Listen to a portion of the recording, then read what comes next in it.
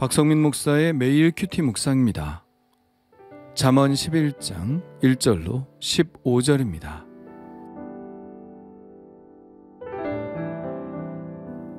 속이는 저울은 여호와께서 미워하시나 공평한 추는 그가 기뻐하시느니라. 저울을 속이는 이유는 정당한 대가보다 더 얻기 위해서죠. 그는 그저 자신이 이익을 조금 더 보는 것이라고 생각하겠지만 속이는 저울은 전체 사회의 신용을 떨어뜨립니다. 못 믿는 사회가 되는 것이죠. 아무도 믿지 못하는 사회가 치러야 할 사회적 비용은 엄청납니다. 하나님이 추구하시는 세상은 서로 믿고 안심하고 살아가는 세상이기에 하나님은 공평한 추를 기뻐하십니다. 교만이 오면 욕도 오거니와 겸손한 자에게는 지혜가 있느니라. 교만은 순간적으로 자신을 우쭐하게 만들어 기분이 좋게 하지만 교만한 사람을 좋아하는 사람은 아무도 없습니다. 그는 자신을 높이면 다른 사람들이 그를 존경해 줄 알지만 그에게 돌아오는 것은 결코 자신을 우러러보는 눈빛이 아닙니다. 오히려 경멸의 눈총을 받게 되죠. 결국 그의 교만은 그보다 더 높은 사람이 나타날 때 그 사람에 의해 창피를 당하게 됩니다. 정직한 자의 성실은 자기를 인도하거니와 사악한 자의 패역은 자기를 망하게 하느니라. 미래를 볼 수 있는 사람은 없습니다. 지금 걷는 길이 맞는 길인지 확신이 있는 사람은 그리 많지 않죠. 그러나 하나님은 정직하고 성실하게 걷고 있는 사람의 미래를 인도하십니다. 반대로 사악한 자는 불성실하여 빨리 가려 하거나 건너뛰려 하거나 곁길로 가기를 좋아하기 때문에 결국은 망하는 길로 들어서게 됩니다. 재물은 진노하시는 날에 무익하나 공의는 죽음에서 건지느니라. 하나님의 심판대 앞에서 우리가 소중히 여겼던 재물은 아무런 역할을 하지 못합니다. 재물을 많이 모으느라 수고했다고, 열심히 살았다고 칭찬을 받을 리도 없습니다. 심판의 기준은 소유나 업적이 아니라 하나님 앞에서 얼마나 정직하고 공의롭게 살았느냐에 있기 때문입니다. 완전한 자의 공의는 자기의 길을 곧게 하려니와 악한 자는 자기의 악으로 말미암아 넘어지리라. 공의는 나든 타인이든 차별이 없는 기준을 세우고 살아가는 것을 말합니다. 그런 사람들은 살아가면서 걸려 넘어질 일이 없죠. 자기가 해왔던 기준에 따라 살면 되는 것입니다. 그러나 악한 자는 늘 자기에게 유리한 기준을 설정하기 때문에 결국은 그 불공정한 기준이 자기에게로 돌아왔을 때 자기가 한 말이나 행동 때문에 걸려 넘어지게 됩니다. 정직한 자의 공의는 자기를 건지려니와 사악한 자는 자기의 악에 잡히리라. 5절과 같은 말씀입니다. 타인에게나 자신에게나 동일한 기준을 적용하며 살아가는 사람은 위기의 순간에도 당황할 일이 없습니다. 그러나 사악한 자의 이기심은 결국 다시 그에게로 돌아와 그를 잡는 덫이 되고 맙니다. 악인은 죽을 때에 그 소망이 끊어지나니 불의의 소망이 없어지느니라. 살아가는 시간도 중요하지만 죽을 때 어떤 죽음을 죽게 되느냐는 더 중요합니다. 죽을 때 그의 모든 소망이 끊어진다면 그는 허무한 삶을 산 것이지만 그가 죽을 때 더 큰 소망을 붙들 수 있다면 그의 삶은 보람이 있는 것이죠. 그러므로 믿는 자는 죽음조차 복되다고 하는 것입니다. 의인은 환난에서 구원을 얻으나 악인은 자기의 길로 가느니라. 사람은 다 자기의 행위대로 심판을 받습니다. 사람은 누구나 죄인이기 때문에 지옥으로 떨어질 수밖에 없죠. 그러나 예수 그리스도를 통해서 의롭다 여김을 받은 사람은 구원을 얻게 되지만 악인은 죄인의 정해진 그 길 그대로 가게 됩니다. 그를 건져줄 사람은 아무도 없죠. 악인은 입으로 그의 이웃을 망하게 하여도 의인은 그의 지식으로 말미암아 구원을 얻느니라.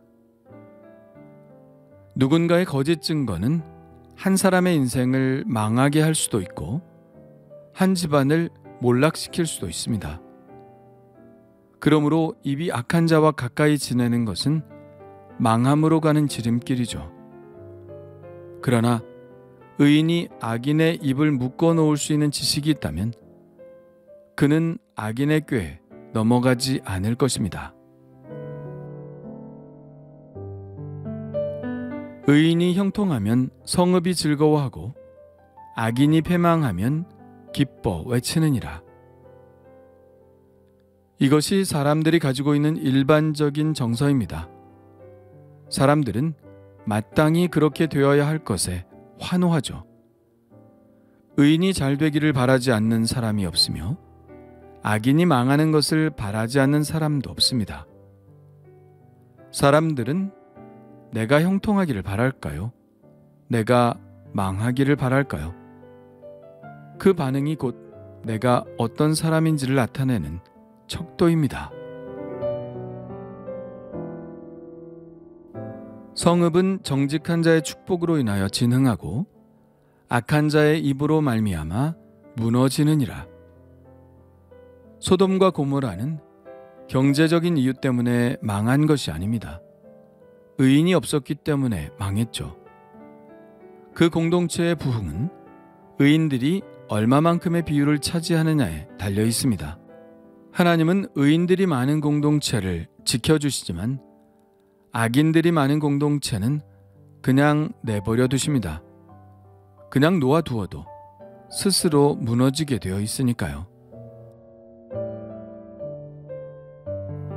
지혜 없는 자는 그의 이웃을 멸시하나 명철한 자는 잠잠하느니라. 이웃을 멸시하면 자기 자신이 올라간다고 믿는 사람은 미련한 자입니다.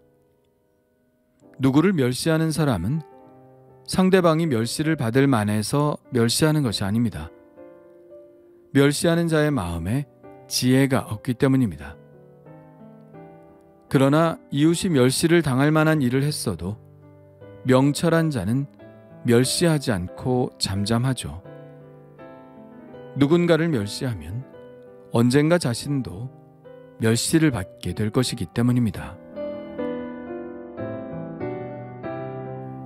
두루 다니며 한담하는 자는 남의 비밀을 누설하나 마음이 신실한 자는 그런 것을 숨기느니라. 이곳저곳을 다니며 쓸데없는 이야기를 하는 사람은 은연중에 다른 사람의 치부를 드러내는 일을 하게 됩니다. 그런 말을 하면서 일종의 쾌감을 느끼죠. 남의 말을 하고 다니는 사람은 처음에는 인기가 좋으나 결국은 아무도 자기 속 이야기를 그 사람에게 하지 않을 것이므로 혼자 남게 됩니다. 그러나 신실한 사람은 남의 허물을 덮어주는 사람이므로 사람들이 그를 사랑하게 됩니다. 지략이 없으면 백성이 망하여도 지략이 많으면 평안을 누리느니라. 지략은 무엇을 이루는 방법을 말합니다. 정밀하고 꼼꼼한 지략을 세우는 데는 시간이 많이 들지만 좋은 지략을 한번 세우게 되면 나머지 시간들을 평안하게 보내게 됩니다. 그러나 지략을 세우는 데 게으르게 되면 충분히 예방할 수 있는 것을 예방하지 못하게 되고 시간이 흐르는 사이에 점점 쇠퇴의 길을 걷게 됩니다. 타인을 위하여 보증이 되는 자는 손해를 당하여도 보증이 되기를 싫어하는 자는 평안하니라. 누군가를 보증한다는 것은 그 사람이 신뢰를 깼을 때 거기서 비롯되는 모든 손해를 내가 다 감당하겠다는 것입니다. 설사 그런 마음으로 보증을 섰다 하더라도 그것을 감당하는 것은 결코 쉬운 일이 아니죠. 다른 사람의 잘못 때문에 나의 미래가 저당 잡히는 인생을 살게 될 것이기 때문입니다. 누군가를 평생 원망하고 살기를 원치 않는다면 보증을 서는 일은 삼가야 합니다.